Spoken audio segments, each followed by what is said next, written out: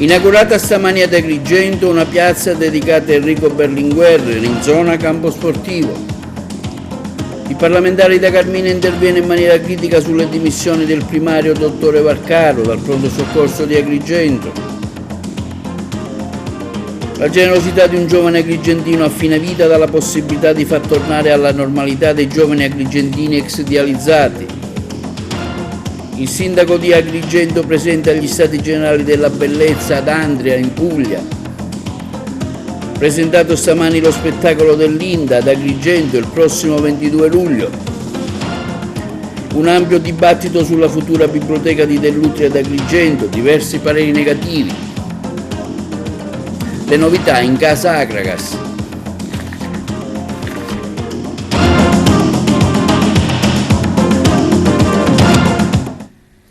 Buongiorno, benvenuti con l'informazione di TVA Notizie. È inaugurata stamani ad Agrigento una piazza dedicata allo statista Enrico Berlinguer, che si trova nell'incrocio vicino al campo sportivo di Agrigento, di fronte all'oratorio Don Guanella, tra le vie Manzoni e Petrarca. Presente il sindaco Miccichè, gli assessori Alfano e Cantone e diversi agrigentini, vertici del Partito Democratico. Inaugurata stamani ad Agrigento una piazza dedicata a Enrico Berlinguer, che si trova nell'incrocio vicino al campo sportivo di Agrigento, di fronte all'oratorio Don Guanella, tra la via Manzoni e Petrarca.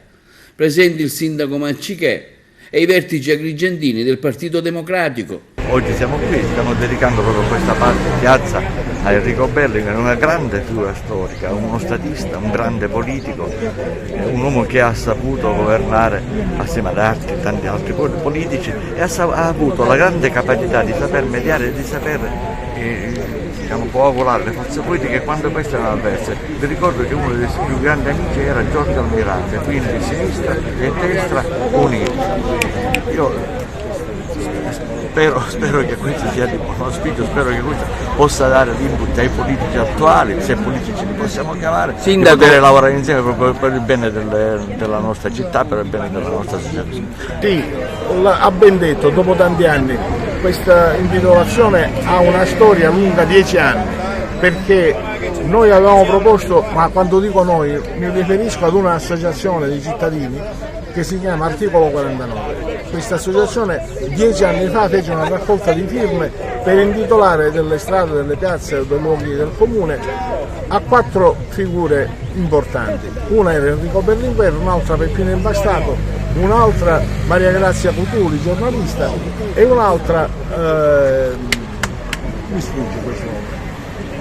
Questa richiesta, diciamo, popolare non andò a buon fine, perché non so per quale motivo si è arenata al comune. Dopodiché, quando io sono diventato consigliere dell'assessore, ho ripreso questa petizione e l'ho riproposta come delibera di giunta. La giunta ovviamente l'ha approvata e da allora poi c'è stato un lungo iter burocratico amministrativo che ha portato all'autorizzazione da parte della questura solo alla fine del 2022 e adesso finalmente si fa l'inaugurazione della piazza Enrico Berlinguer. Sì, sicuramente, perché ormai ad Agrigento non esistono spazi grandi, piazze da poter dedicare ad illustri personaggi come Enrico Berlinguer, quindi bisogna andare alla ricerca di quei pochi spazi che sono rimasti nel centro urbano per poter dedicare a vari personaggi, perché ormai da più di decenni e decenni non esistono più piazze, esistono cortili, strade strette e quindi è un problema di cultura urbanistica di una città che non guarda il suo futuro, la sua prospettiva, perché è giusto che esistano piazze ampie alle quali poter dedicare un nome di prestigio. La piazzetta ieri era sporchissima, oggi è pulita, è merito dell'amministrazione? È merito della sensibilizzazione che ha portato avanti l'amico Giuggiuriolo, perché noi dobbiamo avere amore e cura per le cose della nostra città. Erano presenti degli striscioni abbandonati dai festeggiamenti dell'Agragas, è stata cura dell'amministrazione in generale, che si deve fare sempre sensibile delle sollecitazioni da dovunque vengano, perché noi non siamo sul territorio, non siamo sempre presenti, e quindi le sollecitazioni positive che spronino anche un'amministrazione che deve fare di più, ben vengano. Quindi i ringraziamenti da parte mia vanno all'amico Giuggiuriolo che è qui accanto a me, che è stato uno dei promotori di questa iniziativa, e il Comune deve essere bravo ad ascoltare e non farsi sordi ai bisogni del territorio. Sì, ha dato un grandissimo contributo alla storia del paese intero, ma soprattutto alla storia della sinistra. Un uomo che meritava questa intitolazione in una città come Agrigento, è un'iniziativa fortemente voluta dalle dirigenti e dirigenti del circolo di Agrigento Città, che tra l'altro oggi si riorganizza. Faremo nella stessa mattinata, subito dopo questa cerimonia di intitolazione a Enrico Berlinguer, il congresso cittadino del circolo di Agrigento. Quindi due momenti che si intersecano e che segnano un passaggio importante per la storia della sinistra del paese, la storia della sinistra agrigentina, e anche per il percorso, il processo di riorganizzazione del partito ad Agrigento Città, in tutta la provincia e in Sicilia. Simone, un momento importante, Agrigento, insomma una bella testimonianza dedicata a un grande del PC. Una testimonianza dovuta e sentita, che cade in un momento delicatissimo della vita politica del nostro paese, dove le istituzioni sono esposte ad un contesto di decadimento etico e morale che come dire, manifesta tutta la precarietà e la fragilità del quadro di governo del paese.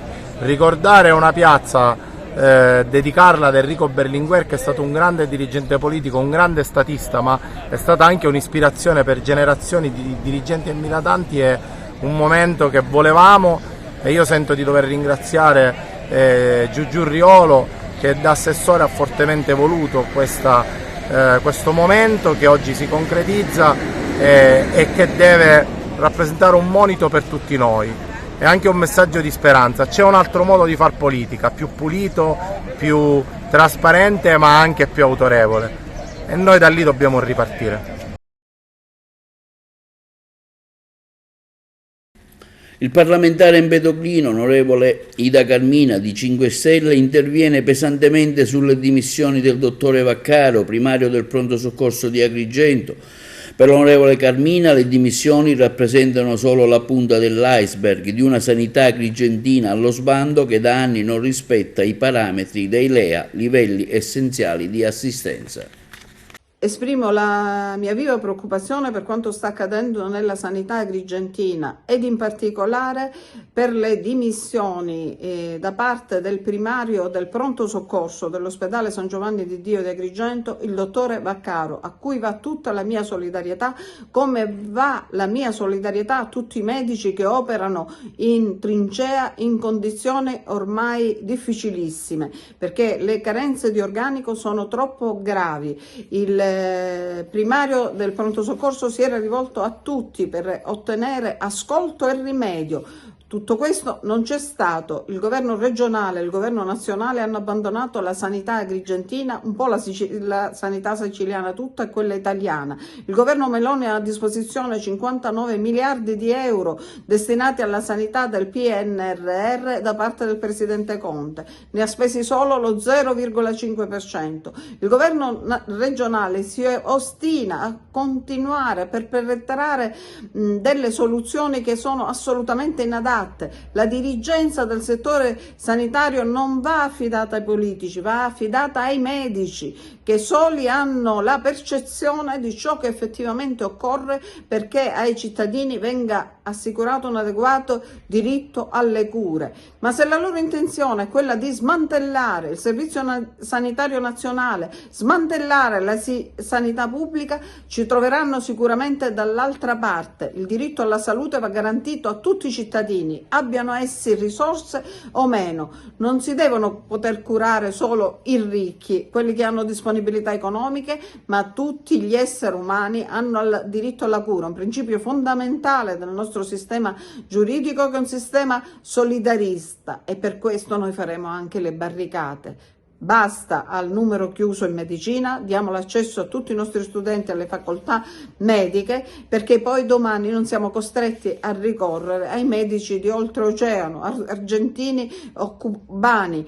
E diamo uno stipendio adeguato ai medici che operano nella sanità pubblica, dotiamoli di strutture, attrezzature. Questa deve essere la nostra preoccupazione, soprattutto al sud, altro che autonomia differenziata.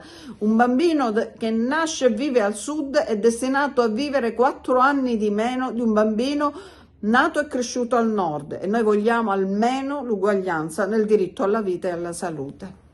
La generosità di un giovane agrigentino a fine vita ha permesso di far tornare alla normalità altrettanti giovani ex dializzati della provincia di Agrigento donando i propri reni. La generosità di un giovane agrigentino a fine vita ha consentito di fare tornare alla normalità altrettanti giovanissimi ex dializzati anch'essi della provincia di Agrigento, donando i propri reni. I delicati interventi eseguiti nelle scorse settimane sono stati effettuati nella struttura sanitaria di eccellenza siciliana ISMET di Palermo. Entrambi trentenni, i 2 ragazzi, beneficiari di un rene ciascuno sempre dallo stesso donatore, stanno bene e per loro è iniziato un nuovo percorso di vita più sereno. Adesso per loro la dialisi è un lontano ricordo.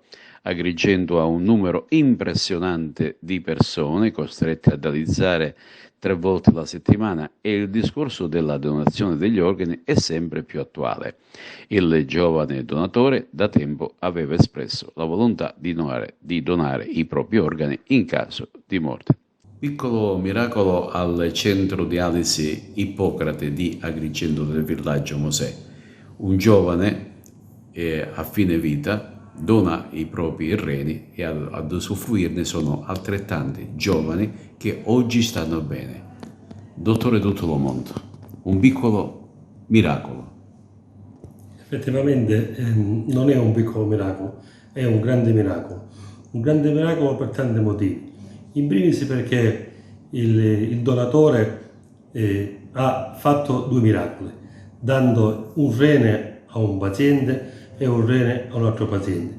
Tra l'altro persone estremamente giovani che avevano e hanno una vita e tanti progetti da fare. Tra l'altro questi 2 ragazzi, chiamiamoli ragazzi in un certo modo, hanno condiviso tanti anni in dialisi della loro vita, erano e sono anche amici e tutto a un tratto si sono chiamati per avere un trapianto in contemporanea di una persona che ha donato i 2 reni.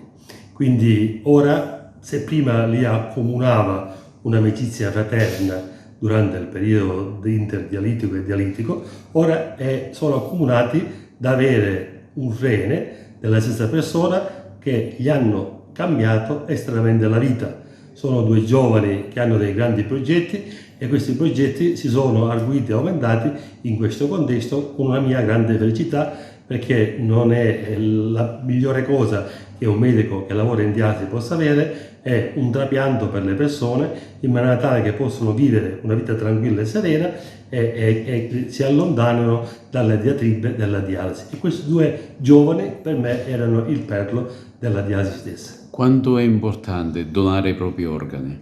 Importantissimo perché chi l'ha provato e chi ha visto dei trapianti di rene e come cambiano le persone, solo quelle persone possono capire quanto sia importante donare i reni. Gli cambia la vita completamente, diventano delle persone normali ed estremamente sorridenti. E per me da medico vedere sorridere delle persone, specialmente dei giovani, è la migliore cosa che possa succedere. Questi ragazzi ora come stanno? Ora i ragazzi stanno benissimo, dopo un giorno del trapianto hanno cominciato a urinare, hanno cominciato a sorridere e questo mi fa molto piacere, e già in atto sono dal proprio domicilio, tranquillamente nel proprio nucleo familiare, dico con grandi progetti per il futuro. Al via ad Andria in Puglia la 2 giorni di incontri dedicata agli Stati Generali della Bellezza, giunta alla sua seconda edizione, organizzata dall'Associazione ALI, Lega Autonomie Italiane, dedicate alla cultura e al turismo. Al via ad Andria in Puglia la 2 giorni di incontri dedicati agli Stati Generali della Bellezza, giunta alla sua seconda edizione, organizzata da ALI, Associazioni Lega Autonomie Italiane, dedicata alla cultura e al turismo, confrontarsi sulle politiche di promozione culturale e turistica determinanti per la crescita e lo sviluppo del territorio, per scambiarsi le idee, proposte e esperienze quotidiane per affrontare le problematiche derivanti giorno dopo giorno e dare risposte verso un turismo sempre più sostenibile e green. Presenti all'evento anche il sindaco della nostra città Miccichè, in qualità di rappresentante della capitale della cultura 2025. Al termine è stata anche sottoscritta la carta della città della bellezza, presenti appunto i sindaci di Santo Stefano Quisquina, Sambuca di Sicilia e Agrigento.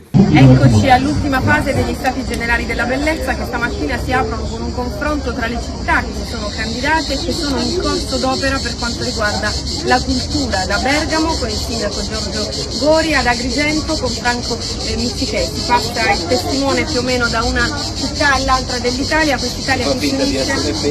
Questo non l'abbiamo ascoltato ieri, questa città che si unisce in nome della cultura e della bellezza. Sì, grazie, io l'ho ringraziato per l'invito, naturalmente per me è importante essere qui, come diceva il sindaco Gori, è un passaggio di testimone, è un passaggio di cultura. Per me è importante anche essere qui perché voglio imparare, voglio apprendere. Noi saremo Capitale della Cultura 2025, già stiamo preparando, già abbiamo organizzato il nostro cantiere di lavoro.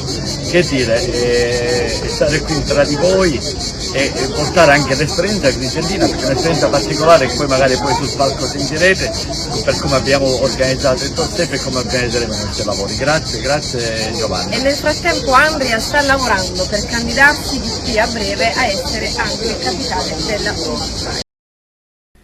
Presentato stamane al Teatro Pirandello di Agrigento lo spettacolo La pace di Aristofane, prodotto dall'Inda di Siracusa, Istituto Nazionale di Dramma Antico, che si terrà nel Teatro Valle dei Templi di Agrigento il prossimo 22 luglio. Presentata stamani lo spettacolo La pace di Aristofane al Teatro Valle dei Templi di Agrigento, prodotto dall'Inda, Istituto Nazionale del Dramma Antico, presente il sindaco di Agrigento Francesco Miccichè. Dopo il grande successo ottenuto al Teatro Greco di Siracusa per il debutto La pace di Aristofane, arriva nel prestigioso Teatro Valle dei Templi a Piano San Gregorio, gestito dal manager Renzo Bellavia, lo spettacolo diretto da Daniele Salvo con la traduzione di Nicola Cadoni e si terrà sabato 22 luglio alle ore 21. Sì, finalmente si realizza il mio sogno, quello di portare ad Agrigento le tragedie greche di Siracusa. L'Inda, l'Istituto Nazionale del Dramma Antico, finalmente, avendo Agrigento raggiunto l'obiettivo di Capitale Italiana della Cultura 2025, finalmente ci ha concesso questa rappresentazione. Il 22 sera alla Piana San Gregorio ci sarà la manifestazione La pace di Aristofane. Il regista ha voluto donarci anche questa manifestazione e il tema l'abbiamo concordato perché è attuale. Aristofane nel 421 a.C. posso dire che è stato profetico, perché ancora oggi noi cerchiamo la pace. L'hanno cercata loro nella tragedia tantissimi anni fa, la stiamo ricercando oggi perché ancora oggi, 2023, le guerre continuano ad esistere. Oggi, grazie al sindaco Miccichè, si pianta il seme di un'operazione che rischia di essere seriamente foriera di cose veramente belle, perché ci si sta offrendo l'opportunità di avviare una collaborazione istituzionale con l'Inda, che è una delle istituzioni culturali più importanti d'Italia e che non ha bisogno sicuramente di presentazioni. L'Inda ha intenzione di delocalizzare quel suo prodotto DOP, per cui gente da tutta Italia e anche da fuori d'Italia si sposta e va a Siracusa per andare ad assistere a queste tragedie greche. E Agrigento, non solo perché è capitale della cultura, ma adesso a maggior ragione perché capitale della cultura, può con questa operazione provare a volare alto, quindi ad instaurare questa collaborazione con l'Inda e a portare qui sul nostro territorio questo loro prodotto. Oggi si pianta questo seme, intanto ci sarà questa prima sperimentazione, questa prova con la pace di Aristofane e speriamo che ne vengano davvero delle belle cose. appena abbiamo messo in vendita la tragedia, già il brand di tragedia greca attira dal cielo, è come se fosse già qualcosa noto a tutti, al di là che ti dicono che cos'è la pace, ma la tragedia greca ha già un suo tiraggio, per cui devo dire che il primo giorno senza pubblicità sono stati venduti 58 biglietti. Ovviamente noi abbiamo messo su subito la rete che noi attuiamo per i grossi eventi, e questo rientra, devo dire, quasi quasi in uno dei grandi eventi, senza quasi quasi, anzi è un'opera che nell'immaginario collettivo è interpretato come un grande evento, perché nei canali network, nei canali telematici, nelle prevendite, come oggi il sistema funziona, su Ticket One, tutto quanto subito ha avuto il suo attacchimento, per cui la scelta è stata certamente azzeccata, e adesso offrire, anche perché noi abbiamo impostato tecnicamente, tanto per dare un paio di dati così, abbiamo dato un'impostazione che, avendo una capienza ampia, io ho sentito anche gli organizzatori del Siracusa quando hanno fatto la presentazione, l'hanno fatto diverse serate da 5.000, quindi noi non speriamo di fare 5.000, però abbiamo messo a disposizione 4.000 posti per tutti, in modo tale che con un prezzo così popolare, 20 euro, per tutti, chi arriva trova posto, in modo tale che come prima volta sarà sicuramente un invito, quasi quasi un lancio, una partecipazione collettiva della città per aprire e per dare appunto questa inizializzazione a questo segmento culturale di spettacolo. Quindi devo dire che noi, per quanto riguarda la parte tecnica, tutto ciò che possiamo mettere a disposizione lo abbiamo già fatto, lo stiamo seguendo, e ritengo che ci saranno anche delle soddisfazioni alla fine, perché oggi per esempio c'è una prevendita con un andamento, come dicevo, giornaliero da 50 a 100 biglietti, fatte ai conti, cioè, almeno cercheremo di avere tanto quanto basta per una bella capienza a disposizione di tutta la sala. Un ampio dibattito si sta svolgendo in città relativamente alla donazione di una biblioteca da parte dell'onorevole Dell'Utri, con una parte dell'eredità di Silvio Berlusconi, recentemente scomparso. Un ampio dibattito si sta svolgendo in città relativamente alla donazione di una biblioteca da parte di Dell'Utri, con una parte dell'eredità di Silvio Berlusconi, recentemente scomparso. C'è chi non è d'accordo per vari motivi, come ad esempio la CGIL di Agrigento, che in una sua nota stampa esprime il più totale dissenso. Abbiamo ostentato parecchio che davvero si possa pensare che un popolo sia disponibile a fare finta di nulla rispetto alle responsabilità che hanno portato a condanne penali durissime. Le istituzioni hanno il dovere di dare l'esempio, opponendosi al riconoscimento pubblico di uomini che certamente non sono stati esempio di onestà verso le nuove generazioni, e se davvero si ha l'amore per la cultura, afferma il segretario provinciale Buscemi, si faccia il lascito in silenzio nell'anonimato più assoluto. Anche l'ANPI, Associazione Nazionale Partigiani di Agrigento, dichiara l'iniziativa inverosimile, fuori da ogni logica che richiami la stessa idea di cultura. L'eventuale titolazione di una biblioteca nella Valle dei Templi a Dell'Utri, condannato. Per noi la cultura, afferma l'ANPI, si alimenta di etica civile e la civiltà di azioni collettive. Sull'argomento abbiamo sentito anche il parere dell'editore agrigentino Medinova, dottor Antonio Liotta. Il libro l'ho sempre considerato, e non cambio idea, il più grande patrimonio che l'umanità possa avere. E se i libri arrivano ad Agrigento, indipendentemente da chi li può portare, credo che sia sempre un arricchimento di questo patrimonio culturale. Nel caso specifico, e considerando tutta la storia, vicenda personale del signor Dell'Utri, io ritengo che la cosa più corretta che lui possa fare è di donare questi libri consegnandoli al prefetto di Agrigento, o se vuole all'assessorato regionale della cultura, in maniera tale che poi possano essere destinati in virtù anche del fatto della sua condanna e dal suo, ripeto, vissuto personale, in maniera tale che venga tolto questo senso che viene considerato offensivo nei confronti della città di Agrigento. Una volta che la donazione è acquisita dal prefetto, sarà poi il prefetto a poter destinare i libri e chiaramente la condizione deve essere quella che non potrà essere utilizzato il suo cognome come biblioteca. Io propongo che la biblioteca eventualmente possa essere intestata al Beato Rosario Livatino. In questo senso io credo che non si disperde un patrimonio librario, però si crea un grande rispetto per la città, per i cittadini e per la cultura nel suo insieme. Salvatore Borsellino deluso dai comportamenti dei familiari nei suoi confronti, io tagliato fuori dalla famiglia di Paolo, il servizio. Parlare di unità di Paolo, che deve essere di tutti, e poi lanciare un attacco diretto alle agende rosse, quindi a me, accusandomi di andare dietro a chissà quali teorie balzane. Davvero non lo posso accettare nemmeno dal marito di mia nipote. È un Salvatore Borsellino deluso, forse adirato, arrabbiato, come dice lui, quello che a una settimana dall'anniversario della strage di Via D'Amelio, in cui persero la vita il fratello Paolo Borsellino e 5 agenti della scorta, si trova a leggere l'intervista dell'avvocato Fabio Trizzino, legale dei figli di Borsellino e marito della primogenita Lucia, all'edizione palermitana di Repubblica. Non accetto che si parli di armonia, di unità, e poi si cerchi di tagliare fuori me il fratello di Paolo, gli altri nipoti e le loro posizioni in maniera così forte, dice Salvatore all'ADN Cronos.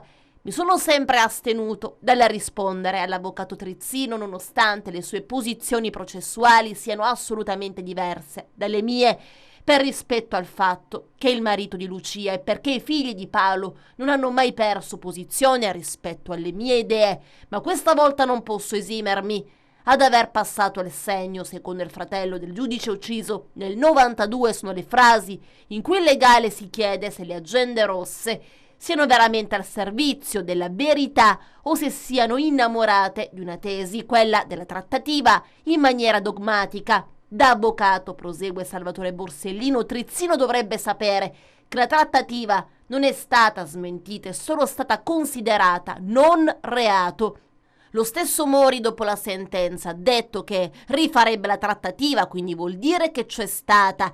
La sentenza sulla trattativa dimostra solo una giustizia, è stato confusionale.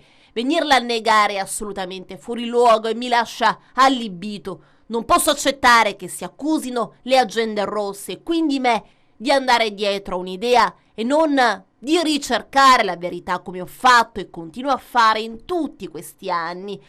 Non sono solo deluso, mi perdoni il termine, sono incazzato, dice. Per Salvatore Borsellino Trizzino non è il legale della famiglia Borsellino, ma il legale dei figli di Paolo.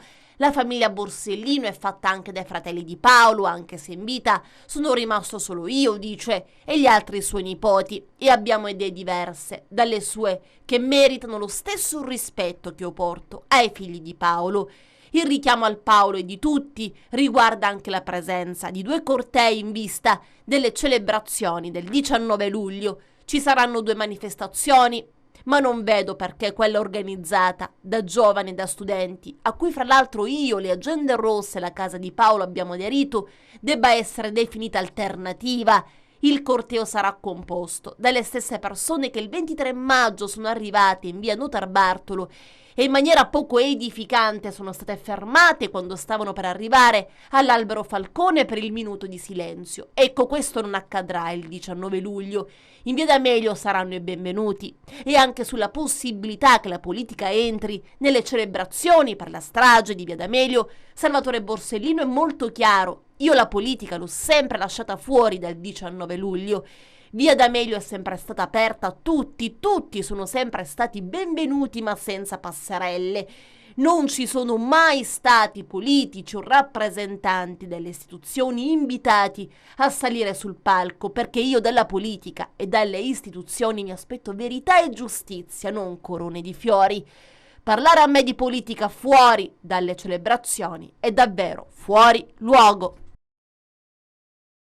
La linea alla regia per gli spot pubblicitari. Da oggi fino al prossimo 31 agosto sarà attivo a Siculiana il bus navetta che collegherà il centro storico al borgo di Siculiana Marina. Intervista al sindaco di Siculiana Zambito. È un servizio che va nella direzione che abbiamo già intrapreso per quanto riguarda la promozione turistica. In questi 2 anni siamo fortemente impegnati a promuovere Siculiana attraverso azioni di diverso tipo. Questo è un servizio che dà un valore aggiunto, che rafforza l'idea di uno sviluppo che si basi sull'accoglienza, come stiamo cercando di fare, soprattutto va incontro a quelle che sono le esigenze di un centro storico che diventa sempre più luogo dove dormire e dove sostare, considerando che comunque Siculiana Marina non può accogliere tutti. In questi anni abbiamo avuto un aumento per quanto riguarda i B&B notevole, avremo bisogno in realtà altri 1000 posti letto in 2 anni, su questo stiamo lavorando, per cui un servizio di questo tipo sicuramente aiuterà in questa direzione, oltre a che naturalmente favorirà anche per i residenti, oltre che per i turisti, l'opportunità di arrivare al mare in tutta tranquillità e liberare un attimo quello che è il traffico a Siculiana Marina, che negli ultimi anni è davvero molto complesso. Possiamo dire che effettivamente è un valore aggiunto, questo della navetta darà qualità al turismo ed è un servizio richiesto proprio da tutte le attività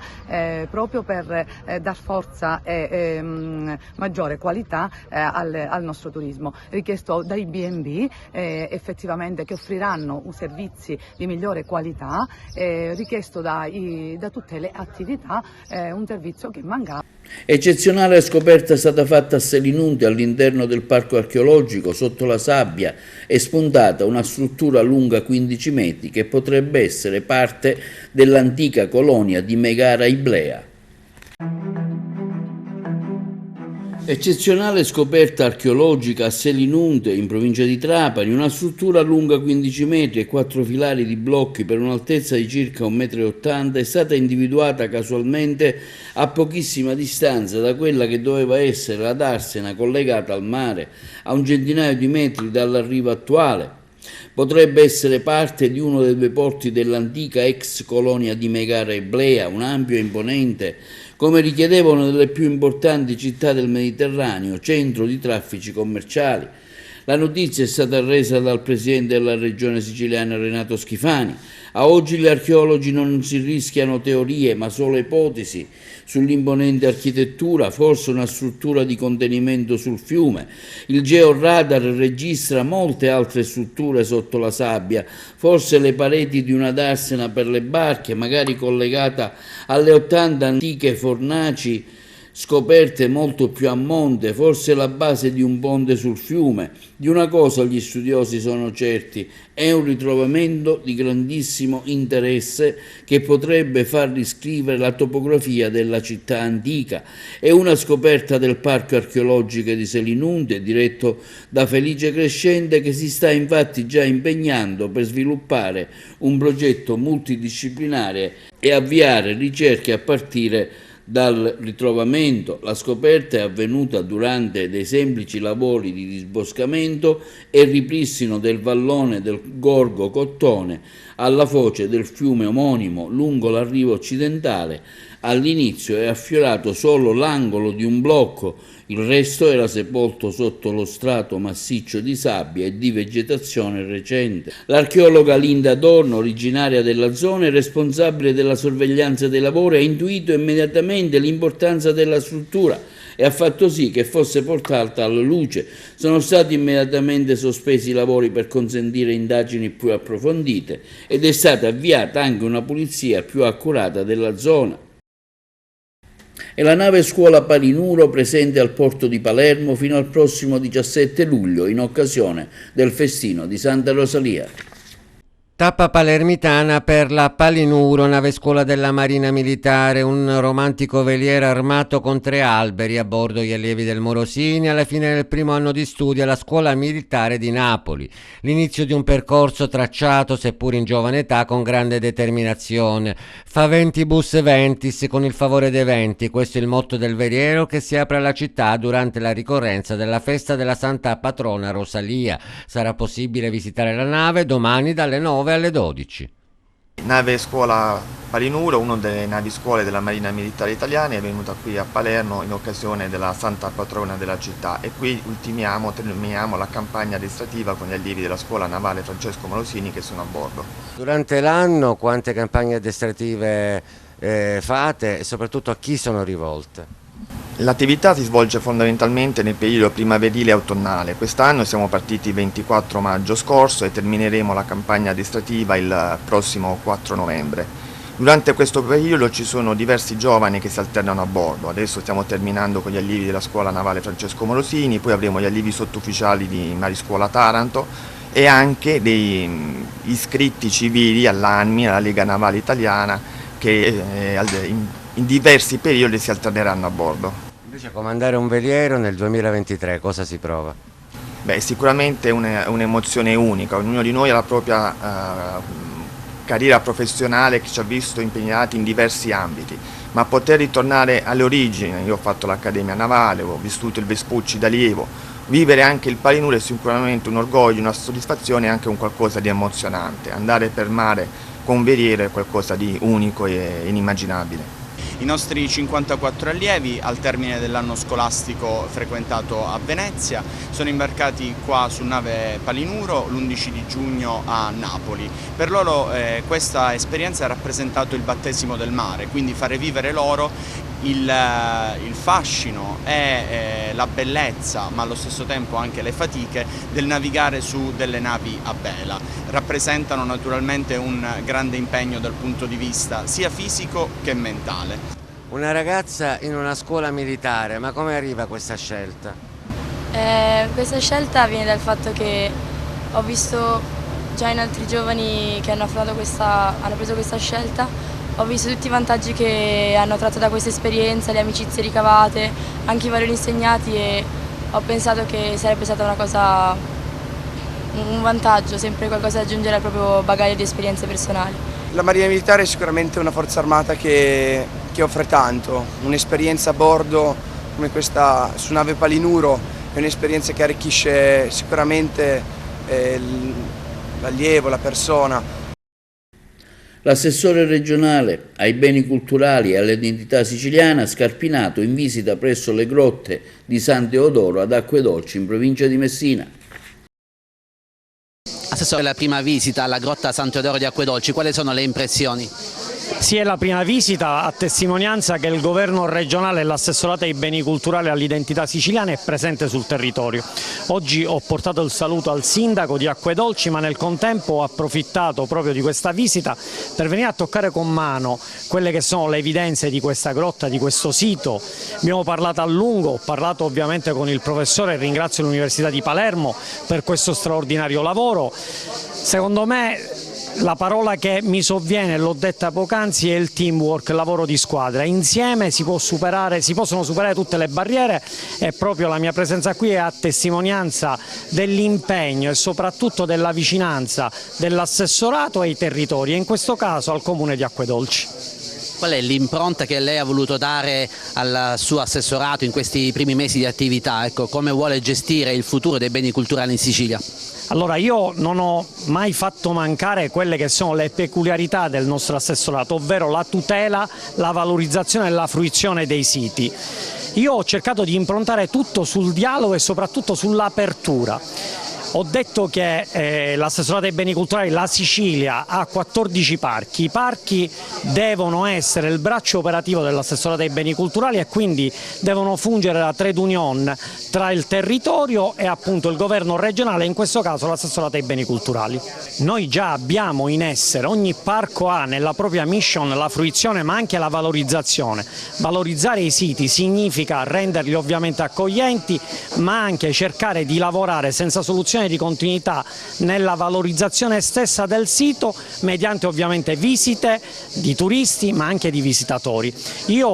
A mio avviso questo sito va potenziato tramite alcuni protocolli di intesa perché è un sito importante e va visitato soprattutto dalle scolaresche, quindi dalla pubblica istruzione, dalle scuole. Bisogna lavorare, il lavoro non ci spaventa, siamo qui proprio per cercare di dare una spinta propulsiva affinché si possa migliorare questo sito e si possa rendere più fruibile e a disposizione dei cittadini. L'amministrazione di Acquedolci chiede la possibilità di poter gestire questo sito archeologico. Ecco, in futuro ci sarà la possibilità di cambiare qualcosa? Allora, noi siamo soggetti a delle regole, le regole non si possono cambiare, ma nel contempo, l'ho detto poc'anzi, si può lavorare insieme, si possono redigere dei protocolli di intesa finalizzati alla collaborazione. Qui ci troviamo ovviamente nel parco di Tindari e quindi il parco si metterà a disposizione, così come lo fanno tantissimi parchi, posso parlare di Taormina, di Siracusa, di Segesta, diciamo i parchi si mettono a disposizione della cittadinanza e dei comuni proprio perché insieme si può arrivare lontano. Buongiorno da Pergusa, qui ci troviamo presso la struttura che sta ospitando i volontari della regione Lombardia, esattamente del Parco del Ticino, in occasione del gemellaggio antincendio boschivo promosso dal Dipartimento Protezione Civile regionale con la regione Lombarda. Oggi è una giornata di avvicendamento tra il primo e il secondo turno dell'intero contingente che sarà presente su Pergusa esattamente per tutto il periodo di luglio, e quindi è tempo di bilanci perché dopo 9 giorni possiamo già dire che il gemellaggio sta andando bene, sta dando anche degli ottimi risultati in termini anche di sinergia tra i nostri volontari e i volontari della Lombardia, che qui a nome del Dipartimento vi ringrazio per la vostra presenza e anche per la professionalità e il modo come vi siete inseriti nel nostro territorio. Sono state giornate in cui c'è stata l'occasione anche di far conoscere a voi il nostro territorio, quindi abbiamo fatto anche delle visite in alcuni posti del territorio della provincia che vi ha fatto conoscere bene anche la nostra vegetazione, che è molto diversa dalla vostra, il nostro territorio è diverso dal vostro, e quindi anche quando ci sono momenti di spegnimenti incendi avete compreso quanto diverso sia rispetto al vostro territorio. In queste giornate il bilancio possiamo benissimo dire che è positivo, perché il gemellaggio tra i volontari sta andando bene in termini anche di sinergia e di trasporto di informazioni tra una regione e l'altra. Sicuramente i nostri volontari di questa esperienza ne traggono una grande positività. Qui abbiamo l'amico Matteo Poledri, che è stato il capo team di questo turno, che posso semplicemente ringraziare per come hai diretto le giornate, ma per come vi siete anche interconnessi con la nostra realtà. Sicuramente anche quest'anno, per il terzo anno consecutivo, ci ritroviamo qui sul territorio ennese per questo gemellaggio IB. Si rivela anche quest'anno un'esperienza di alto livello formativo, ma anche e soprattutto a livello umano, perché le interazioni che abbiamo con i volontari delle organizzazioni di zona continuano a crescere di anno in anno e sono sempre più amichevoli e professionali su entrambi i livelli. Quindi a nome di Regione Lombardia e di tutta la colonna mobile e del contingente che continuerà in questi giorni a essere presente sul territorio ennese, vogliamo ringraziare anche da parte del Parco del Ticino tutta la Regione Siciliana e il Dipartimento di Protezione Civile. E la famosa fontana dell'Elefante di Catania torna al suo antico splendore. L'inaugurazione del restauro è avvenuta dopo ben 25 anni. L'opera è stata finanziata con i fondi della tassa di soggiorno. Presente il sindaco di Catania, Enrico Trantino. La famosa fontana dell'Elefante di Catania torna al suo antico splendore. L'inaugurazione del restauro è avvenuta dopo 25 anni ed è stato finanziato con i fondi della tassa di soggiorno. Presente all'iniziativa il sindaco di Catania, Enrico Trantino. La statua dell'elefante rappresenta un simbolo per la città, meglio conosciuta per i catanesi come la statua d'Oliotru. Catanesi, se non avessi colto le richieste pressanti, ma quando è che scumichiamo? Quindi è la dimostrazione di come la città sia legata al nostro elefante, che rappresenta tutto, rappresenta da dove veniamo, rappresenta soprattutto chi siamo, la forza e la nostra resilienza rispetto agli eventi calamitosi, rispetto agli eventi voluti da terzi, rispetto a tutto quanto ciò che in passato è stato contro Catania, che lo ricordo perché mi fa piacere ricordare, è l'unica città al mondo che annovera un arco di trionfo dedicato a una vittoria sugli eventi naturali, perché la nostra Porta Ferdinandea, la cosiddetta Porta del Fortino, è stata proprio eretta 100 anni dopo l'eruzione dell'Etna per la sconfitta di quegli eventi di 100 anni prima, eruzione e terremoto, che non ci hanno sconfitto e non ci potrà certamente sconfiggere il degrado, non ci potrà certamente sconfiggere l'incuria, non ci potrà certamente sconfiggere la brutta politica. Dobbiamo cercare di essere tutti proiettati verso una dimensione che oggi si riflette in questa restaurazione, in questa straordinaria opera di restauro conservativo che è stata compiuta con la direzione dei lavori e la progettazione, e quindi li ringrazio della direzione dei lavori pubblici, grazie all'attento e vigile occhio della sovrintendenza qui rappresentata dalla dottoressa Aprile, perché alla fine quando una città fa sistema, quando una città fa squadra, poi il risultato è veramente sotto gli occhi di tutti. Bene, quindi abbiamo dato voce all'elefante, perché quello che si sente in giro è quando è, come ha detto prima, che ritorna l'elefante, ritorna come città, ritorna come simbolo di Catania. Catania c'è sempre stata, nel senso che comunque Catania è anche più forte dell'elefante cummigliato, ma in ogni caso ha bisogno anche delle sororità dei simboli, e quindi avevamo bisogno che fosse disvelato rispetto ai cittadini, e la presenza massiccia qui, nonostante questo caldo torrido, dimostra quanto legame ci sia fra il nostro simbolo e la nostra città. Positivo il bilancio della stagione della società Aeroporti di Trapani Birgia, il servizio. Sono dati che fanno ben sperare. Per la prima volta nella sua storia Airgest, la società di gestione dell'aeroporto civile Vincenzo Florio, ha chiuso i lavori di predisposizione del bilancio semestrale 2023 con un risultato netto positivo pari a 96.8 mila euro, con a margine operativo lordo di 253 mila euro. Se i conti della società sono positivi, continua ad incrementare anche il transito di passeggeri. Al 30 giugno sono 534.032 passeggeri, con un incremento sul 2022 del 47,5% e con 3.852 movimenti in crescita dell'11,6% sull'esercizio dello scorso anno. La verifica di tutti gli aggregati di costo e di ricavo, spiega il presidente Airgest Salvatore Ombra, danno evidenza di come il percorso intrapreso a ridosso della pandemia, poi bruscamente interrotto e ripartito nel 2021, stia consentendo di raccogliere i frutti da tempo attesi. In pari periodo nel 2022, infatti, il conto economico della società registrava una perdita di circa 1,5 milioni di euro. I ricavi complessivi della gestione nel corso del primo semestre di quest'anno risultano in netta crescita, più 54,9% rispetto al periodo corrispondente, cui si aggiungono i costanti risultati positivi e i conseguenti dividendi derivanti dalla gestione della partecipata TAFS SRL. I costi della produzione complessivamente sostenuti dal gestore nel corso del periodo in esame sono in crescita contenuta pari al 6,9% rispetto all'anno 2022, rilevando che gli sforzi in termini di efficientamento e razionalizzazione hanno consentito di appiattire la curva di crescita dei costi variabili e parzialmente variabili sostenuti dalla società.